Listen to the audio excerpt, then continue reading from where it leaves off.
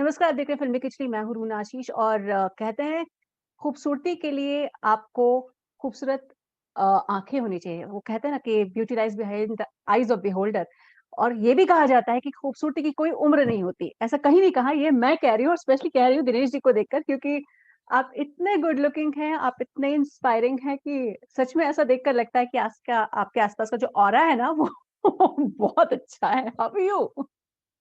Thank you so much, thank you so much. I am very good and आपने बिल्कुल सही बात बोली। ब्यूटी जो है is connected with aura and the eyes of the beholder, जो जो देख रहे हैं आपकी तरफ। और चेहरे की सुंदरता आई डोंट बिलीव इन, मेरा कोई खास विश्वास नहीं है उसमें। अगर आपके अंदर शाइन है तो फिर वो बाहर जरूर नजर आएगी। दैट्स वेरी, वेरी जी। ट्रू। आपको वैसे तो मैंने कई बार ऐसे फ़ोटोग्राफ्स में देखा, कहीं रैंप वॉक के टाइम और मैं बड़ा सोचती थी, "अरे वाह! ये कौन है? कितने स्टाइलिश हैं।" इतनी स्टाइल आई कहाँ से? कौन आपकी इंस्पिरेशन है? देखिए, सबसे बड़ी बात तो ये है कि if you can start a conversation and curiosity, you know, ये दो दो सी जो है ना, ये लाइफ में बहुत इंपॉर्टेंट है। सो थैंक गॉड कि मैं ये दोनों ही के अंदर जो है अब तक एक्सपर्ट हो गया हुआ हूँ।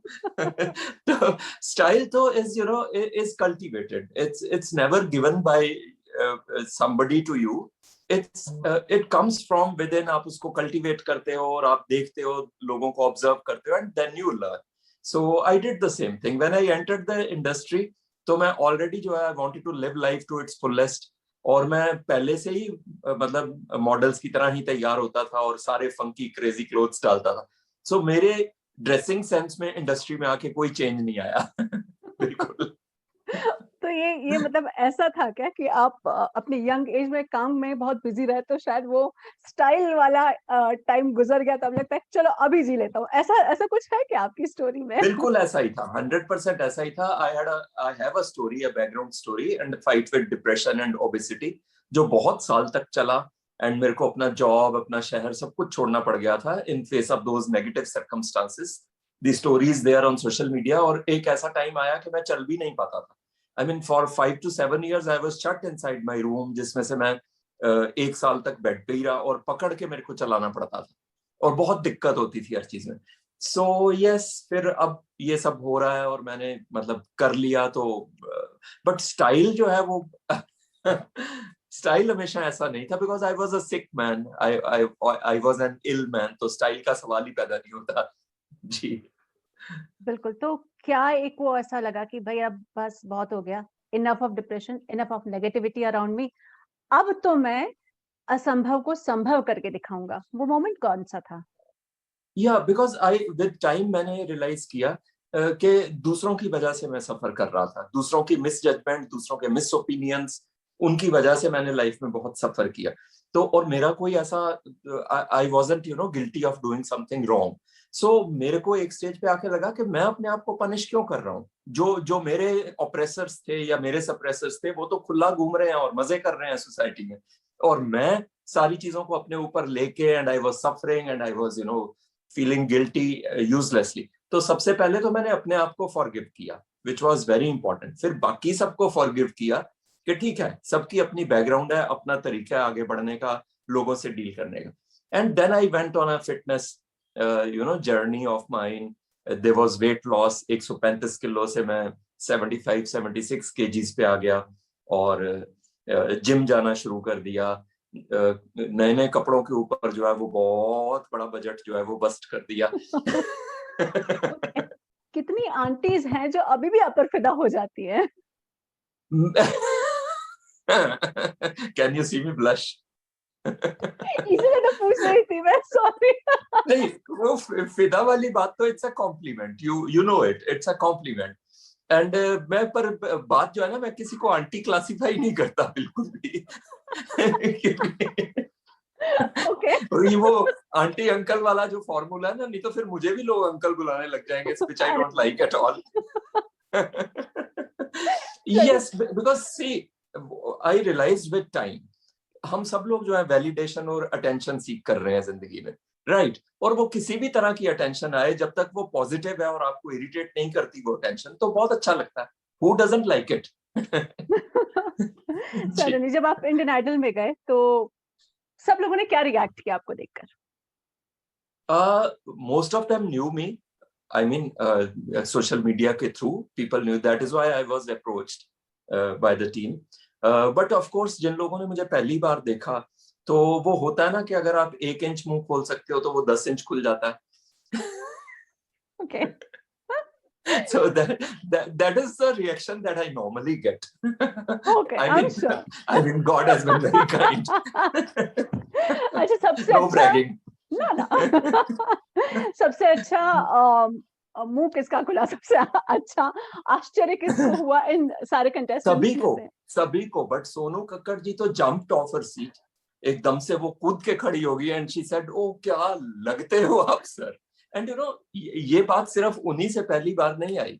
when I met Salman Khan ji for the first time, this was his reaction also. He said, माशाअल्लाह क्या लगते हो आप. When I was shooting for Bharat और मेरा सीन उनके साथ शूट होना था, and he saw me for the first time, तो his entire expression changed totally. वो फेस होता है ना कि एकदम सॉफ्ट होके पिघल जाता है. I tell you, he is one very sweet person. और जब वो टांग खिंचाई करने पे आते हैं तो जर्नलिस्ट को भी नहीं छोड़ते हैं. But at the same time, he's very soft-hearted person. I have to say I that. know. I had the best time on the sets and I was treated most respectfully there, Bharat के set के ऊपर. He has that respect for all uncles. Such to use. आपको आशीष की क्या बात बहुत अच्छी लगी?